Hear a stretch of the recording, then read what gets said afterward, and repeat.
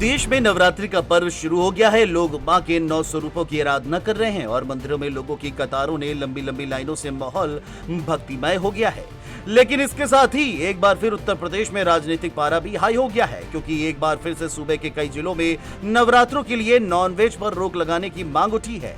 दूसरी ओर एमपी में तो हिंदू संगठनों ने बड़ा ऐलान करते हुए कहा है कि गरबा और डांडिया उत्सव में गैर हिंदुओं को प्रवेश करने की इजाजत नहीं देंगे। इन सभी मामलों पर अब समाजवादी पार्टी के वरिष्ठ नेता और पूर्व सांसद एसटी हसन के बयान से सियासी तपिश बढ़ गई है। सपा के पूर्व सांसद एसटी हसन ने नॉनवेज पर रोक की मांग पर नाराजगी व्यक्त करते हुए कहा कि आप होते कौन है खाने पर रोक लगाने वाले? मुसलमान तो अपने घर में फ्रीजर में रखकर खा लेंगे, लेकिन 5 स्टार होटलों में बीफ क्यों नहीं रोकते?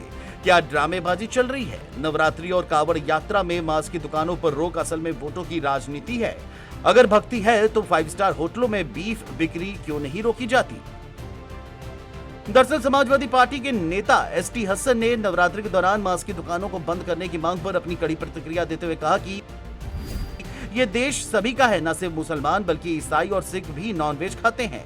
नवरात्रि या कावड़ यात्रा में किसी को नॉनवेज खाने से कैसे रोका जा सकता है? आप होते कौन है रोकने वाले? क्या हिंदू नवरात्रि और कावड़ यात्रा में नॉनवेज नहीं खाते?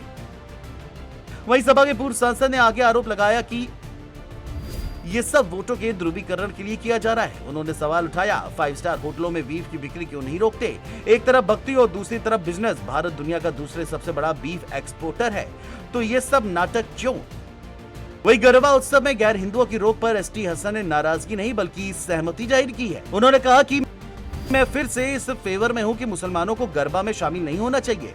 मुसलमान बच्चों को वहां बिल्कुल भी नहीं जाना चाहिए। मुसलमान लड़कों से आग्रह है कि हिंदू लड़कियों को अपनी बहन समझे।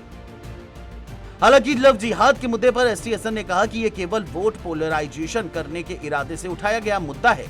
वहीं दूसरी ओर दिल्ली के जंगपुरा से भारतीय जनता पार्टी के विधायक तरविंदर सिंह मारवा ने नवरात्र के मौके पर शहर में मीट की दुकानों को अस्थायी रूप से बंद करने की बड़ी मांग कर दी है। उन्होंने इसके चलते केंद्रीय गृह मंत्री अमित शाह और दिल्ली की मुख्यमंत्री रेखा गुप्ता को भी पत्र लिखा है।